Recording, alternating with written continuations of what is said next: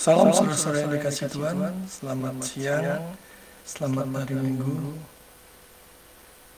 Sungguh kita mengucap syukur pada siang hari ini kita diberikan kesempatan untuk datang beribadah dalam bentuk ibadah online yang sederhana pada siang hari ini. Marilah kita datang kepada Tuhan dengan segala keberadaan kita, segala problem, persoalan, kesesakan dan beban hidup. Mari kita datang kepada Tuhan, memuji dan memuliakan namanya, mendengarkan maksud dan kehendaknya melalui pemberitaan firman, dan kita memberikan persembahan, serta biarlah kita beroleh penghiburan, pengharapan, dan kekuatan di dalam menjalani kehidupan hari lepas hari. Terlebih dahulu saya akan mengajak saudara-saudara sekalian yaitu bersaat teduh. Kita mohon pimpinan, bimbingan, dan penyertaan Tuhan agar kita dilayakkan datang kepada Tuhan pada siang hari ini. Mari kita bersatu.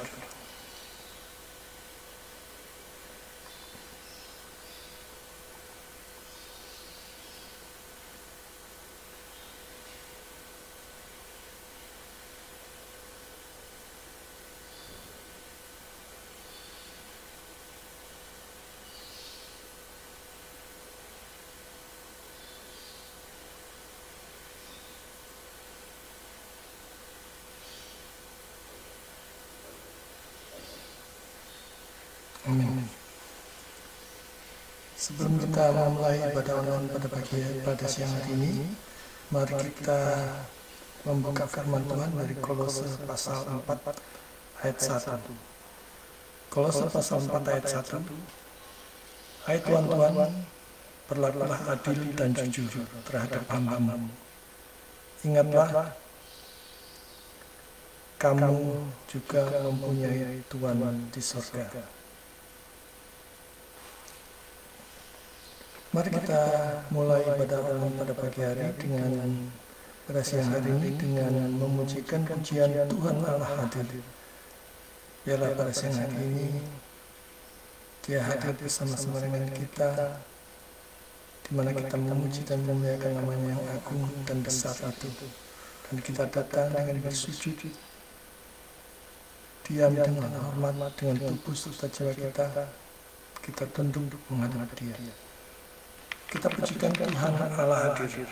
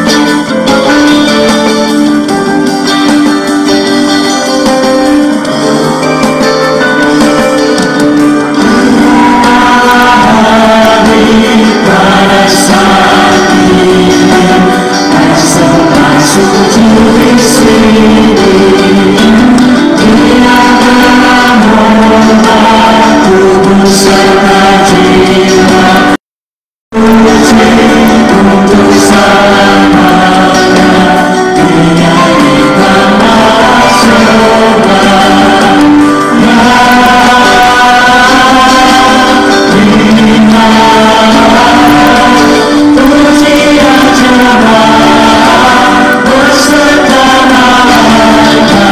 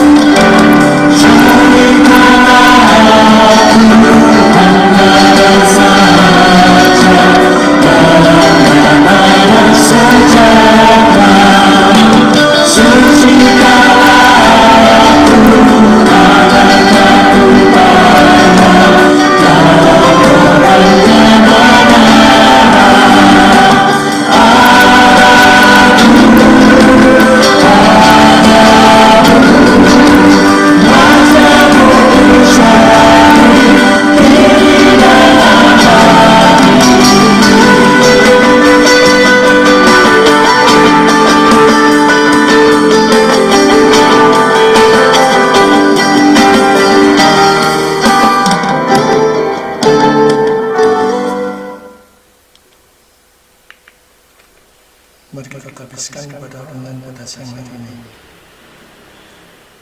Ibadah online pada siang hari ini diadakan di nama Allah Tritunggal, Bapa, Anak, dan Roh Kudus yang telah menciptakan langit bumi dengan segala isinya, yang tak pernah meninggalkan pekerjaan tangannya, dan yang kasih setianya kekal selama-lamanya. Turunlah atas saudara-saudara sekalian yang beragam sejahtera dari Allah Bapa kita dan dari Tuhan kita Yesus Kristus. Amin.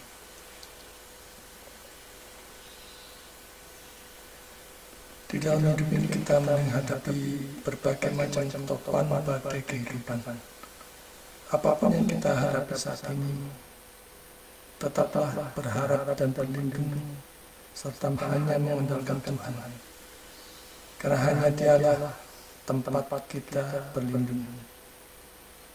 Berbagai macam beban kehidupan yang kita alami bisa kita jalani, bisa kita lewati bersama dengan Tuhan.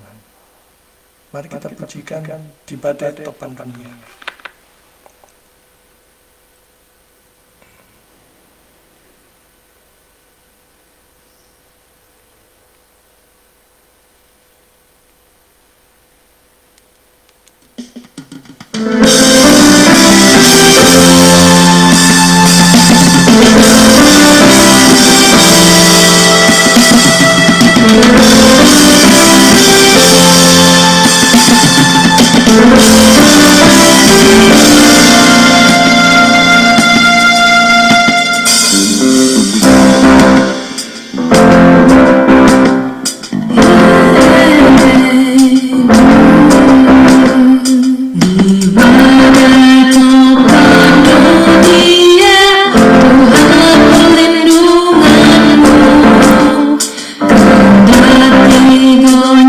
Semesta Tuhan perlindunganmu.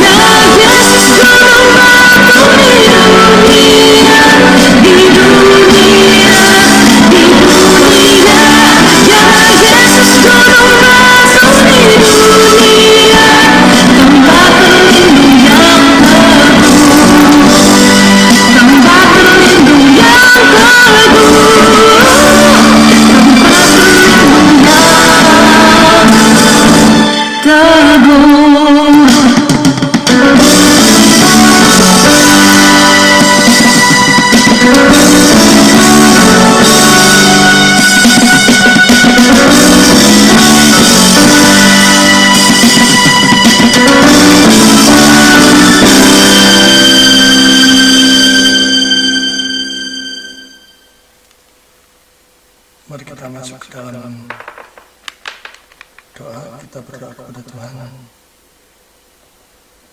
Kita naikkan ucapan syukur, kita mohon pengampunan dosa, kita berdoa untuk pemberitaan firman, persembahan, serta kita naikkan pokok-pokok doa syafaat. Mari kita berdoa. Bapa di surga, kami ucap syukur pada siang hari ini. Kami masih diberikan kesegaran.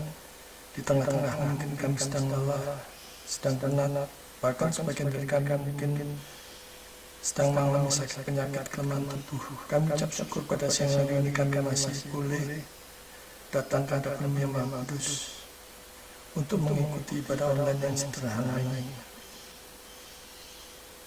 Kami sungguh bersyukur ya Tuhan atas begitu banyak kebaikan-Mu, kemurahan, atas berkat-berkat yang Tuhan berikan kepada kami, baik itu berupa jasmani, berkat-berkat jasmani maupun rohani. Kami sungguh bersyukur. Terlebih lagi kami ucap syukur atas karya penebusan Kristus di kayu salib, serta kami diberikan anugerah iman untuk tetap mengikuti Dia setia sampai akhir. Sungguh ini adalah anugerah yang besar yang kami terima. Bapa di surga, siang hari ini kami sadar akan keberadaan kami sebagai orang berdosa, di mana kami sudah berbuat dosa dan melanggar kekudusan baik dalam pikiran, sikap, kata-kata, hati, dan motivasi, di mana semuanya adalah terang benderang di hadapan-Mu yang Maha Kudus. Oleh karena itu kami mohon ampun atas dosa-dosa dan pelanggaran kami, sehingga kami dilayakkan pada siang hari ini untuk melanjutkan ibadah online ini dan mendengarkan firman-Mu. Bapa di surga, kiranya darah Kristus yang sudah tercurah di atas kayu salib membasuh kami satu persatu dan melayakkan kami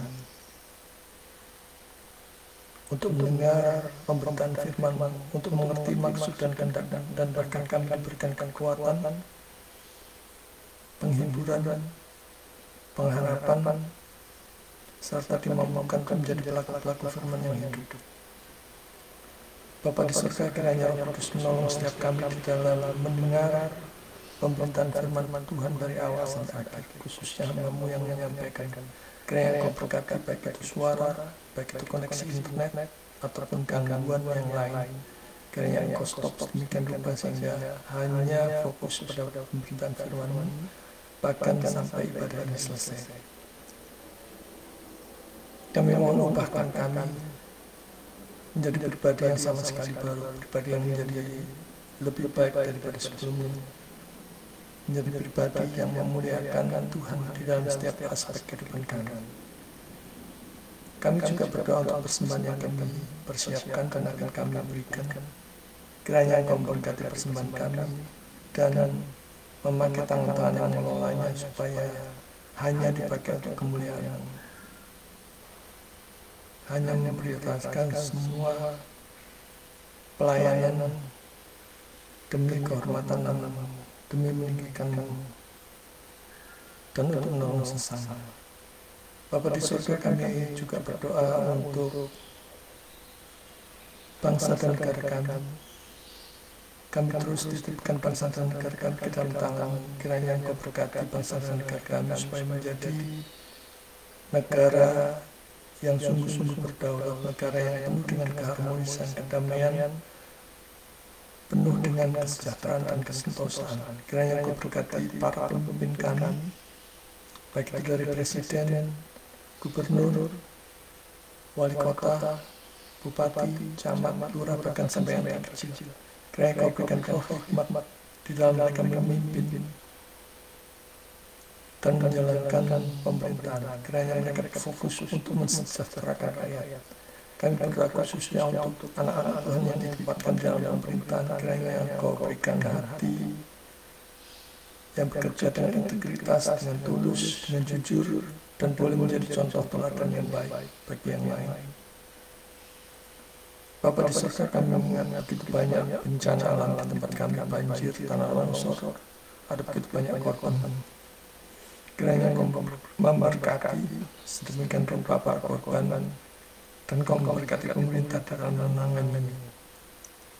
Terlebih lagi memakai kami untuk menyalurkan berkat-Mu bagi mereka, supaya mereka dipulihkan, dihiburkan. Bapa di surga, kami juga berdoa untuk seluruh para hamba Tuhan yang pada hari ini memberitakan firman Tuhan. Biarlah Engkau berkati mereka, supaya hanya maksud dan kehendak-Mu yang diberitakan, dan setiap orang yang mendengarkan boleh menjadi dipakai Tuhan, boleh menjadi dihiburkan, diberikan kekuatan,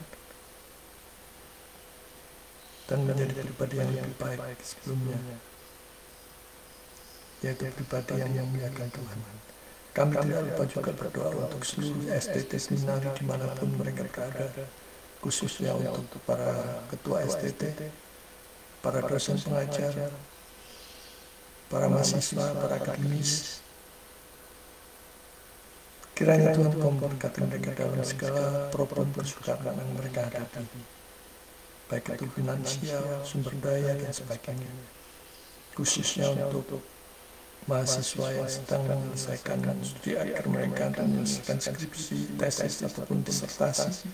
Kiranya Kau berkati supaya mereka boleh selesai tepat waktu dan memakai ilmu mereka untuk pelayanan.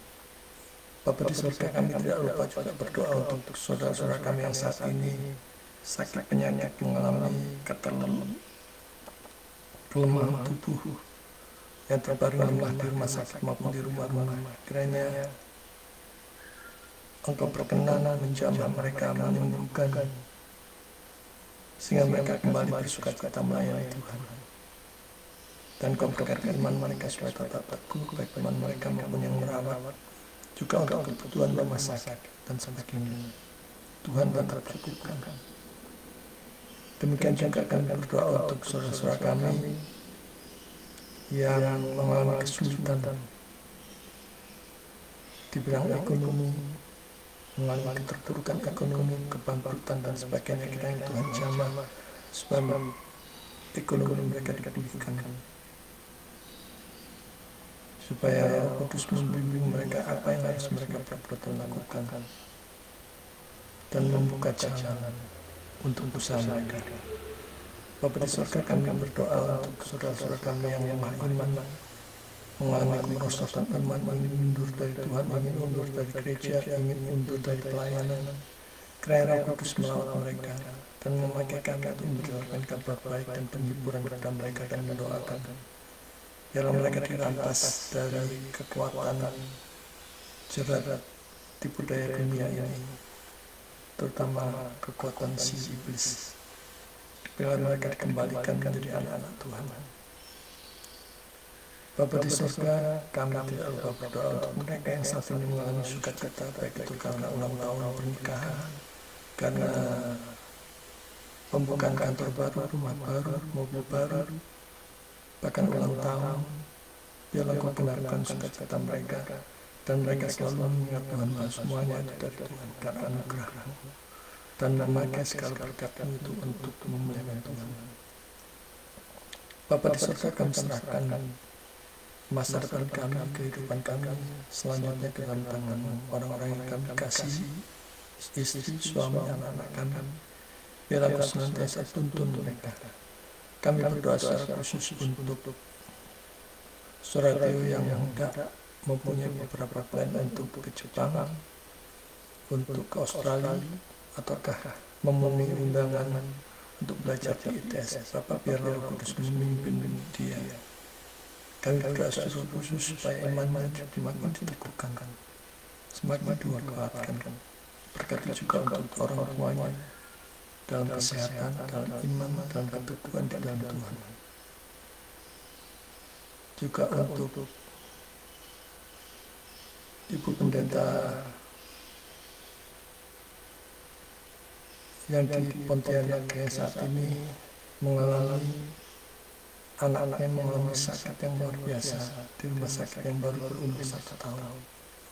Bapak, Engkau tahu keadaan dan kondisinya. Biarlah Engkau pulihkan dan Kau berikan penghiburan bahwa masih ada Engkau. Tidak ada satu hal pun yang mustahil di hadapan-Mu, ya Tuhan. Dan kami mohon belas kasihan untuk menolong ibu ini yang begitu ketakutan dan cemas terhadap sakit putranya. Biarlah kasih setia Tuhan senantiasa melingkupi dia. Bapa di surga, inilah pokok-pokok doa kami alaskan hanya di dalam nama Yesus Kristus, satu-satunya Tuhan dan Juru Selamat kami yang hidup. Kami berdoa. Amin. Sebelum kita mendengarkan pemberitaan firman Tuhan, mari kita pujikan pujian besar anugerah-Mu. Biarlah kita senantiasa memandang salib Kristus, di mana kasih-Nya yang begitu besar terhadap setiap orang berdosa. Apapun yang menjadi pergumulan kita, kita senantiasa ingat betapa besar anugerah Tuhan. Kita ada sebagaimana kita ada. Semua karena anugerah Tuhan. Kita pujikan pujian besar anugerah.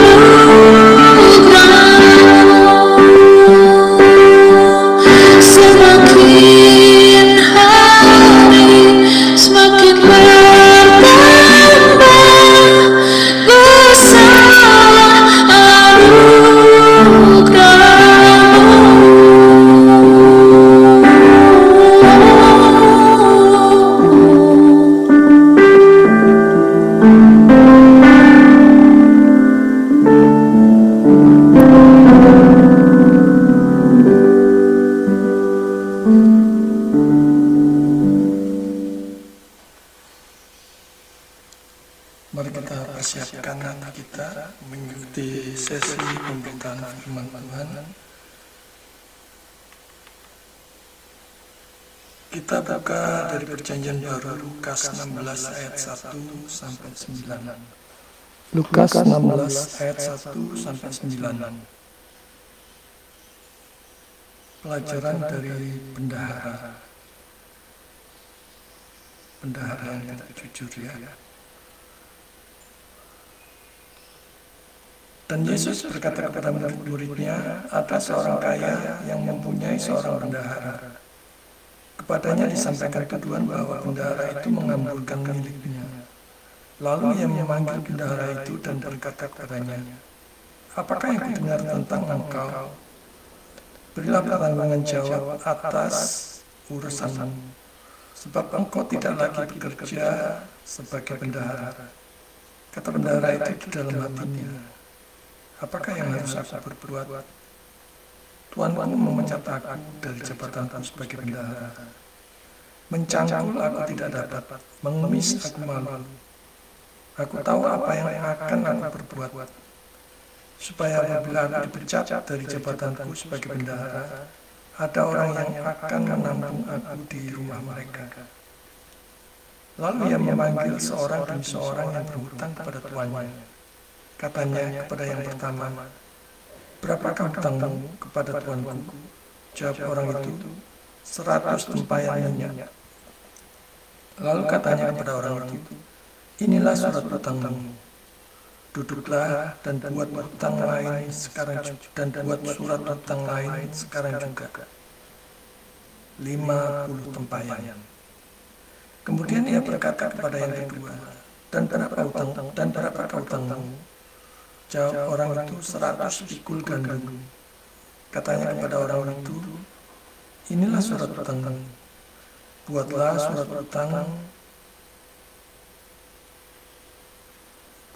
hutang lain 80 pikul. Lalu tuan itu memuji bendahara yang tidak jujur itu, karena ia telah bertindak dengan cerdik.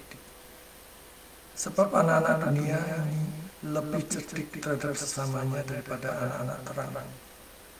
Dan aku berkata kepadamu, ikatlah persahabatan denganmu, pergunakan mamon yang tidak jujur, supaya jika mamon itu tidak dapat menolong lagi, kamu diterima di dalam kemah abadi. Saudara-saudara yang dikasihi Tuhan, kalau diberi kepercayaan, kerjakan dengan penuh tanggung jawab. Allah melihat segalanya, bagaimanapun kita mengerjakannya, bagaimana kita melakukannya, dengan motivasi yang bagaimana. Dia tahu semua, dia melihat, bahkan yang paling dalam. Terlebih lagi di dalam kita melayani, dia tahu semuanya. Jadi Allah melihat semua yang kita kerjakan, semua yang kita lakukan. Menjadi seorang bendahara tidaklah mudah. Posisi itu, jabatan itu penuh dengan tanggung jawab yang besar. Akan ada godaan besar. Uang yang di depan mata itu mengundang rasa ingin curang, ingin tamak, dan rakus. Siapa yang tahan dengan godaan uang? Ada yang mengatakan orang kalau melihat uang matanya langsung hijau. Dan saya pikir uang bagi siapa saja itu luar biasa, saudara. Kita tidak bisa menyepelekan begitu saja. Bendahara kesannya itu negatif ya. Padahal tidak selalu setiap bendahara itu curang. Ada juga yang jujur. Namun seolah-olah kebanyakan orang menganggapnya sama saja. Dan kesan ini muncul dari Yudas, murid Yesus yang mata duitan. bahkan rela menjual krunya demi 30 keping perak. Pertanyaannya adalah, apakah bendahara selalu demikian? Mari kita belajar dari perumpamaan Tuhan Yesus ini.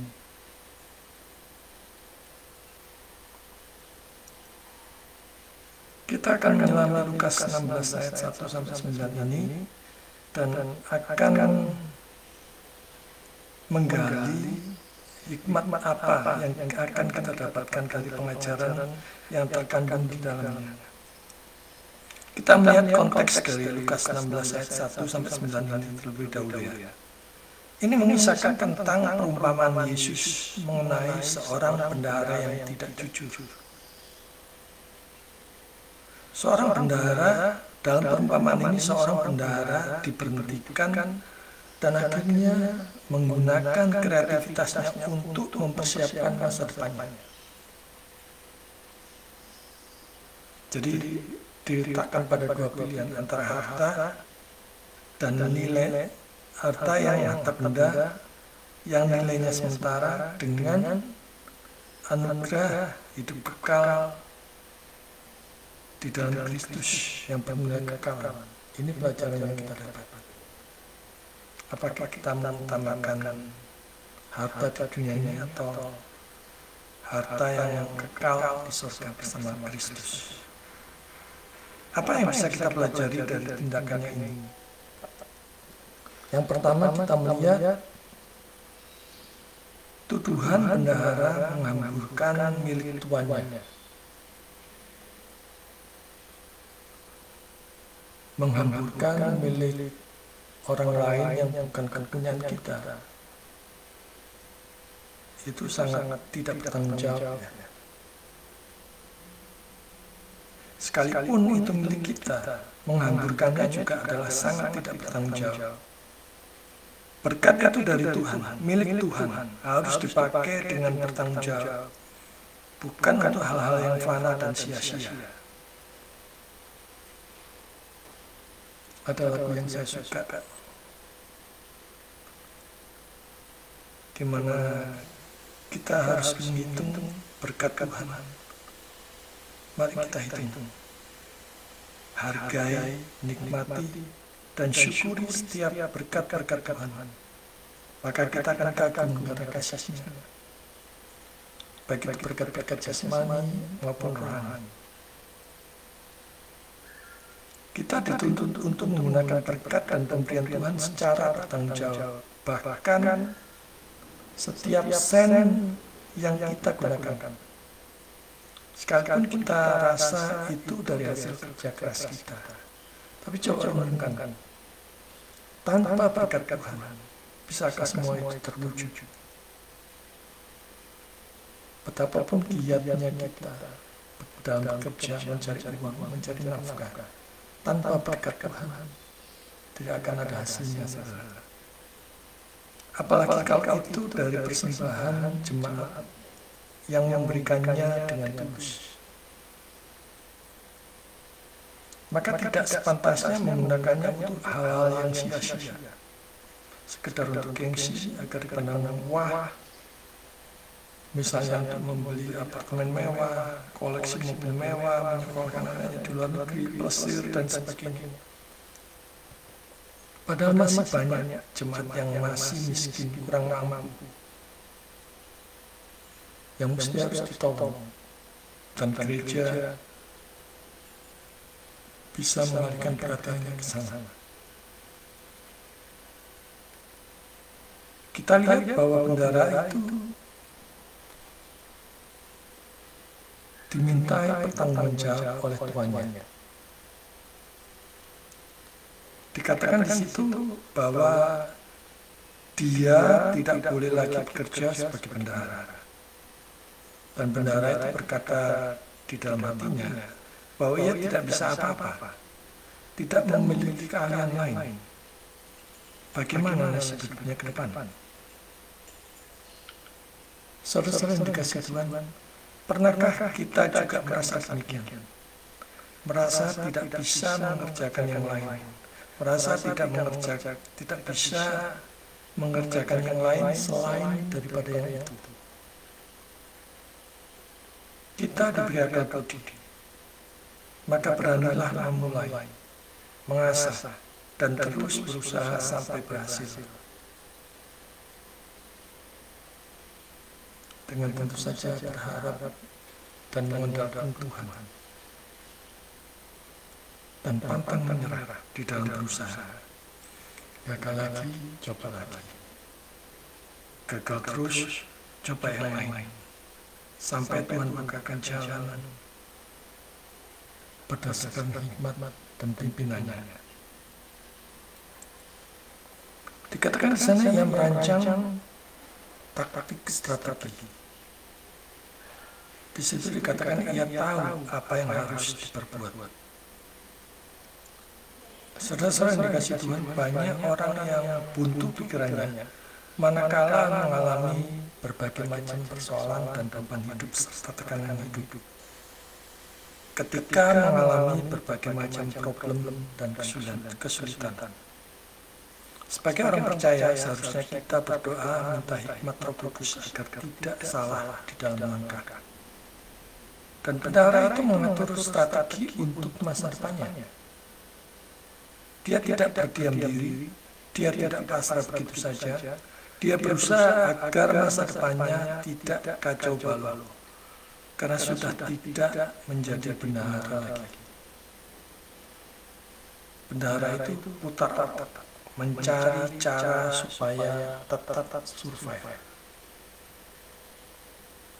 Di ayat pertama sampai ketiga kita melihat dia berpikir cepat dan mengatur strategi. Bagaimana bendahara itu berpikir cepat dan mengatur strategi untuk masa depannya supaya tidak terlunta-lunta. Ini mengajarkan kita tentang pentingnya persiapan masa depan dan kebijaksanaan dalam pengelolaan harta.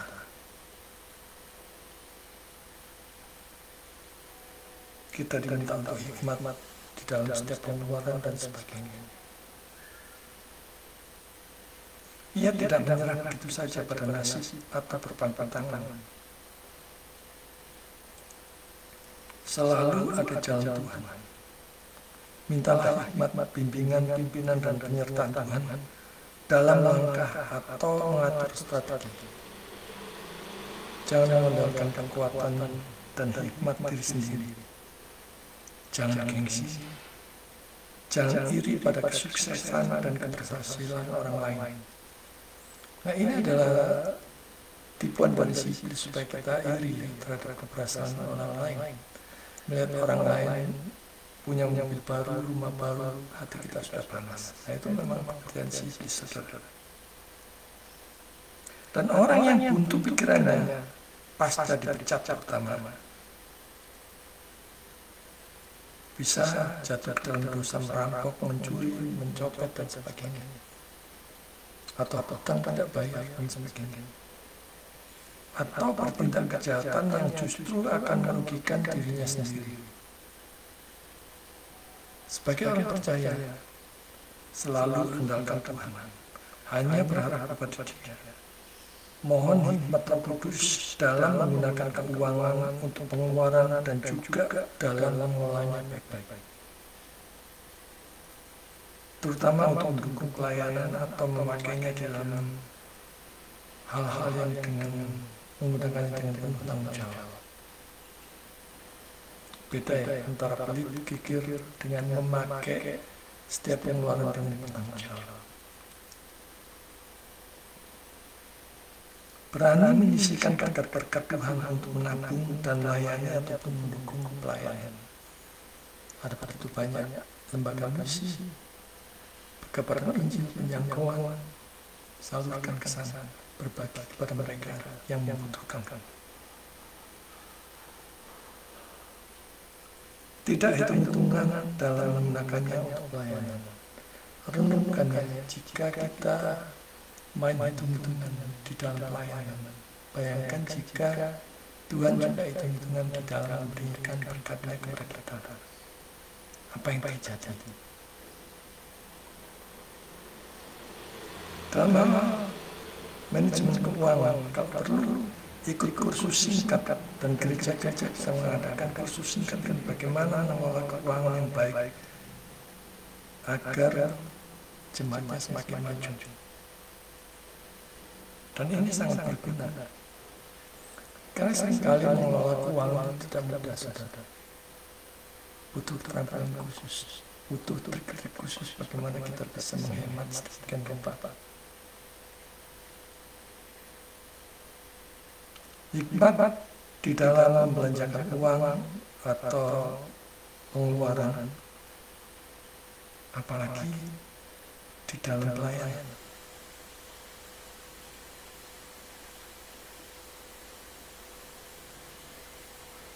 Seharusnya kita di dalam pelayanan kita bisa memberikan yang terbaik kepada Tuhan dan tidak main hitung-hitungan, karena semua berkat itu adalah dari Tuhan. Bendahara itu membuat surat utang yang lebih kecil jumlahnya dari yang seharusnya pada orang yang berutang kepada tuannya. Jadi digambarkan di situ mereka yang berutang 100 tumpahan minyak menjadi 10, menjadi 50 ya. 100 pikul gandum menjadi 80. Hutang berdasarkan kepercayaan biasanya sulit ditagih. Nah, apakah dia berusaha agar hutang tuannya itu terbayar dengan memberikan diskon potongan supaya orang tersebut cepat membayarnya?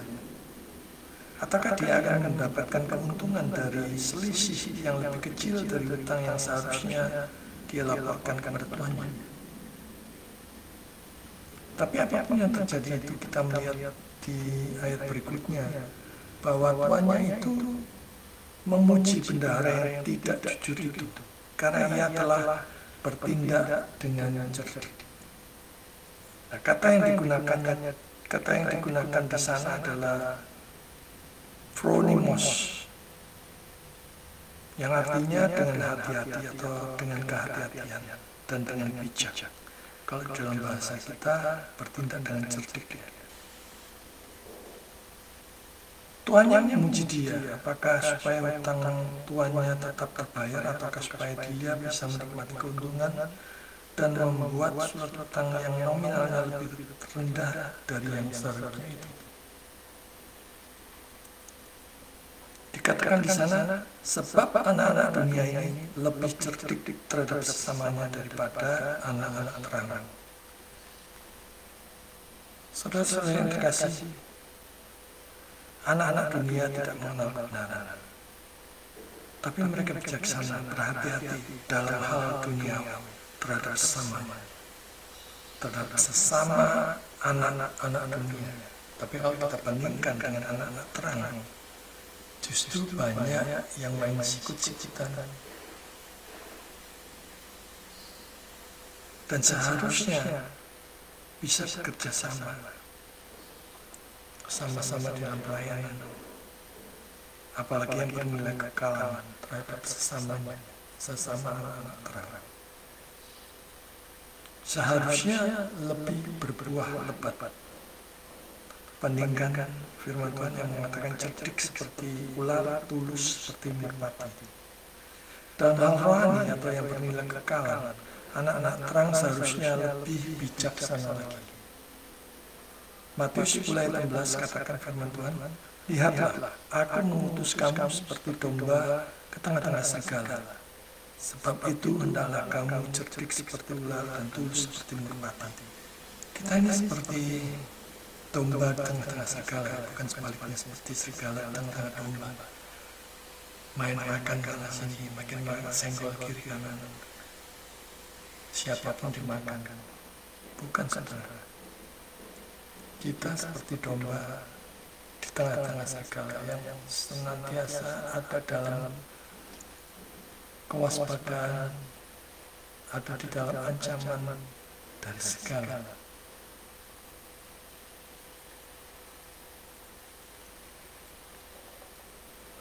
Berikutnya dikatakan, ikatlah persahabatan dengan mamamu. Saudara-saudara yang dikasih Tuhan, apakah mamamu itu sama dengan imam?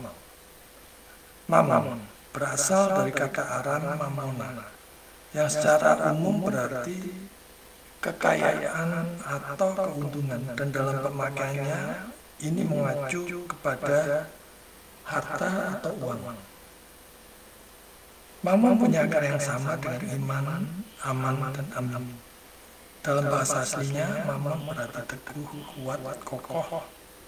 Jadi dapat diartikan sebagai sesuatu yang dapat diandalkan, sesuatu yang diandalkan.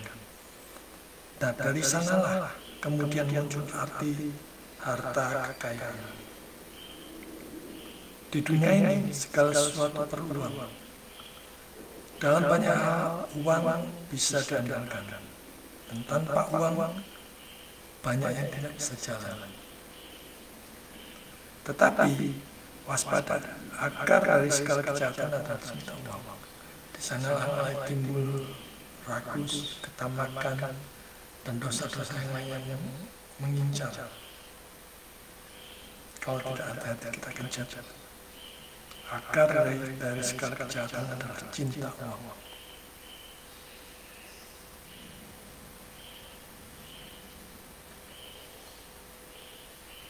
Kita bisa belajar banyak dari firman Tuhan ini, dari perumpamaan Yesus ini, tentang kecerdikan, tentang kebenaran, dan tentang integritas. Di sini kita belajar tentang ketiga hal itu: kecerdasan, kebenaran, dan integritas. Di ayat 4-7 menunjukkan bagaimana Tuan bendahara itu memuji kecerdikan bendahara yang curang tersebut. Kecerdikan bendahara yang curang tersebut dipuji tuannya. Ini menyoroti tentang pentingnya kebijaksanaan dan kecerdikan di dalam hidup kita.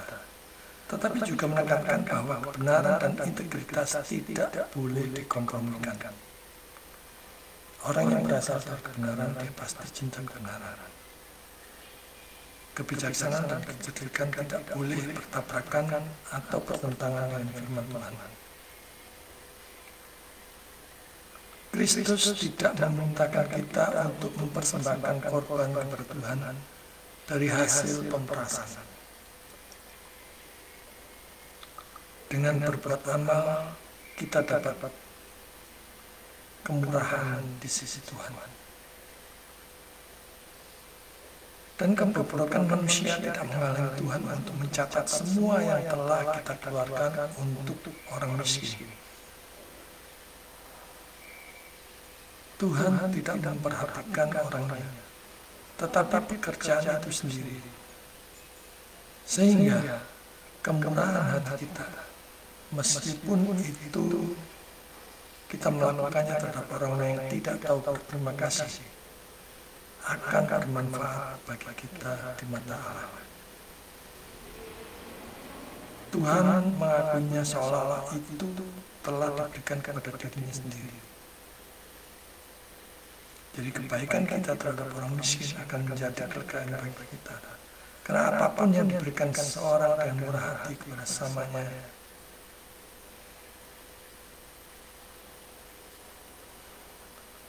itu mengarah pada diri kita sendiri, akan diberikan Tuhan untuk kebaikan kita sendiri.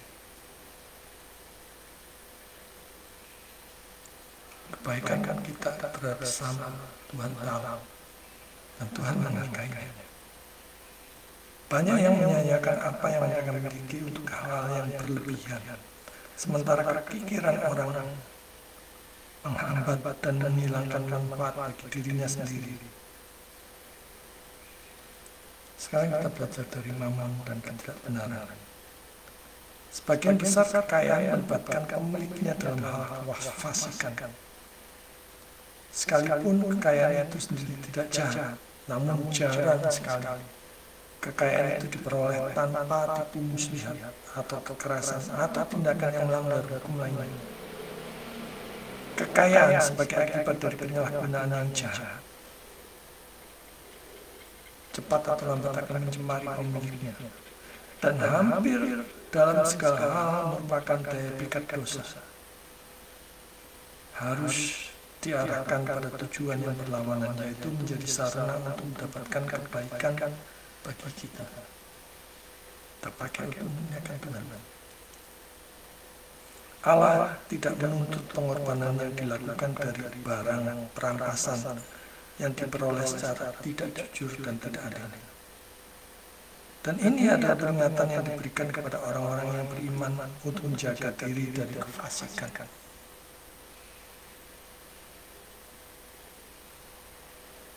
Betapa pentingnya kebijaksanaan, persiapan masa depan, dan juga integritas dalam pengelolaan harta yang Tuhan percayakan kepada kita di dalam kehidupan kita secara keseluruhan sampai saat ini. Mari kita belajar dari bendahara yang curang dan memperkuat iman serta integritas kita dalam segala langkah yang kita ambil. Kita harus merenungkan bagaimana kita dapat memperkaya hubungan kita dengan Tuhan, membuatnya makin dekat, dan juga dalam hubungan kita dengan sesama melalui pengalian dan pemahaman serta melakukan firman Tuhan pada siang hari yang kita dengar. Apa yang Tuhan beri kelak harus dipertanggungjawabkan. Apakah itu akan berbuah atau akan habis? Apakah itu akan digunakan untuk memuliakan Tuhan ataukah untuk hal-hal yang sia-sia? Bahkan dari bendahara yang tidak jujur ini pun kita bisa belajar untuk menggunakan berkat dan talenta yang Tuhan beri bagi kemuliaan-Nya. Tuhan memberkati. Mari kita berdoa.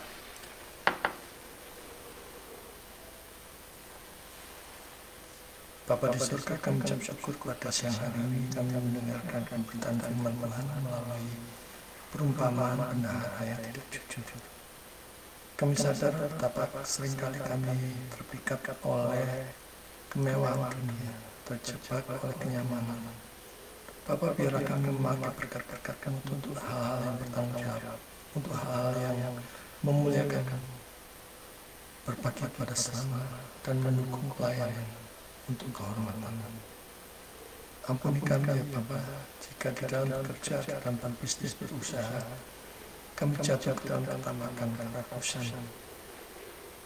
Bila Kau berikan kami roh yang baru, roh yang penuh dengan integritas, penuh dengan tanggung jawab, mengelola keuangan, mengelola apapun yang sudah Kau berikan secara bertanggung jawab, baik berkat-berkat jasmani maupun rohani. Terima kasih Tuhan untuk firman-Mu pada siang hari ini. Dalam nama Yesus kami berdoa. Amin.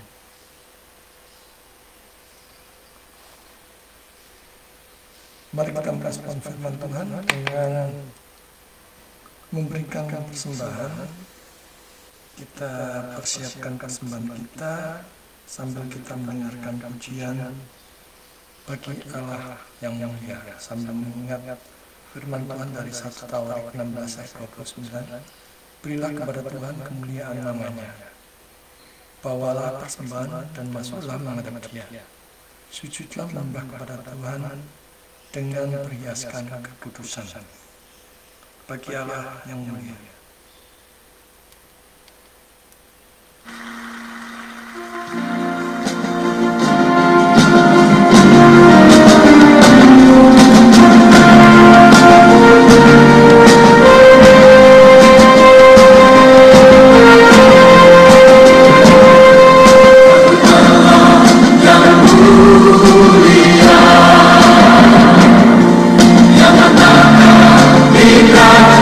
Sudah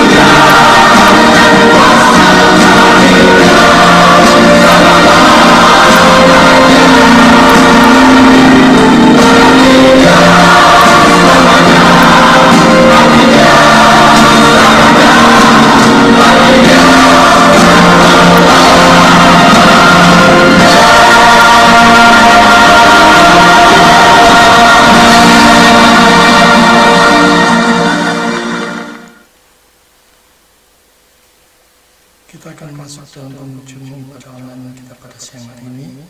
Mari kita kembalikan segala hormat sembah pujian hanya kepada Allah Tritunggal di tempat yang maha tinggi. Kita pujikan doksologi.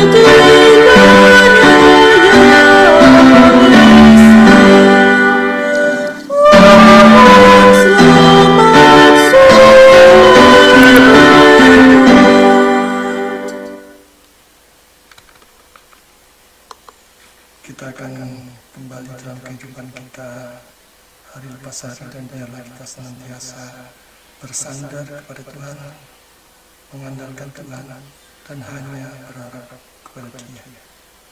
Saudara-saudara yang terkasih, arahkanlah hati dan pikiranmu kepada Tuhan dan terimalah berkat Tuhan.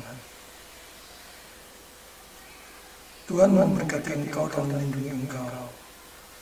Tuhan menyinari engkau dengan wajah-Nya dan memberi engkau kasih karunia. Tuhan menghadapkan wajah-Nya kepadamu dan memberi engkau damai sejahtera, mulai dari sekarang sampai selama-lamanya. Amin. Puji Tuhan, ibadah online pada siang hari ini sudah selesai.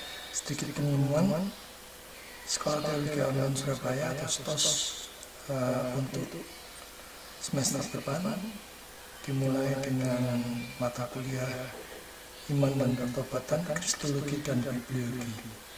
Bagi saudara-saudara yang ingin bergabung atau mengikutinya, silakan daftarkan diri saudara di nomor WA 081803046550. Itu saja pengumumannya. Silakan saudara bersatu untuk mengucap syukur kepada Tuhan. Ibadah online selesai. Tuhan memberkati.